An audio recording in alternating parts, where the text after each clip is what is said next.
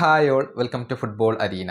South അമേരിക്കയിലെ champions ലീഗാണ് Copa Libertadores. ഇത്തവണത്തെ കോപ്പ ലിബർട്ടഡോറസ് കിരീടം നേടിയത് മറ്റാരുമല്ല, ഫ്ലമംഗോയാണ്.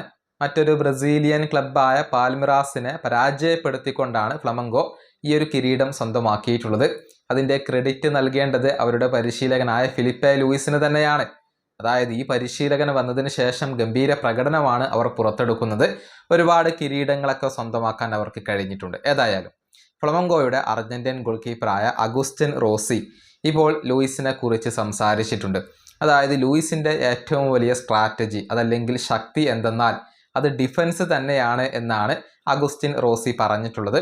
അദ്ദേഹത്തിൻ്റെ വാക്കുകൾ ഇങ്ങനെയാണ്: ഫിലിപ്പെ ലൂയിസ് ടീമിൻ്റെ പരിശീലക സ്ഥാനം ഏറ്റെടുത്തപ്പോൾ അദ്ദേഹം ഞങ്ങളുടെ മുന്നിലേക്ക് വെച്ച് നീട്ടിയ ലക്ഷ്യങ്ങളിൽ ഒന്ന് അത് ഡിഫൻസ് ശക്തിപ്പെടുത്തുക എന്നുള്ളതായിരുന്നു.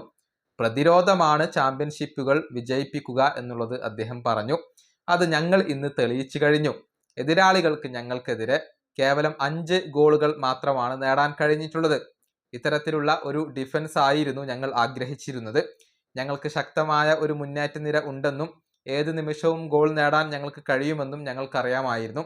പക്ഷേ ഡിഫൻസ് ആയിരുന്നു പ്രശ്നം. അത് ഈ പരിശീലകൻ പരിഹരിച്ചു. അതുകൊണ്ട് തന്നെയാണ് ഞങ്ങൾ ഇന്ന് ഇവിടെ എത്തി നിൽക്കുന്നതും. ഇതാണ് ഇപ്പോൾ ഫിലിപ്പെ ലൂയിസിൻ്റെ ഗോൾ കീപ്പറായ അഗുസ്റ്റിൻ റോസി പറഞ്ഞിട്ടുള്ളത്.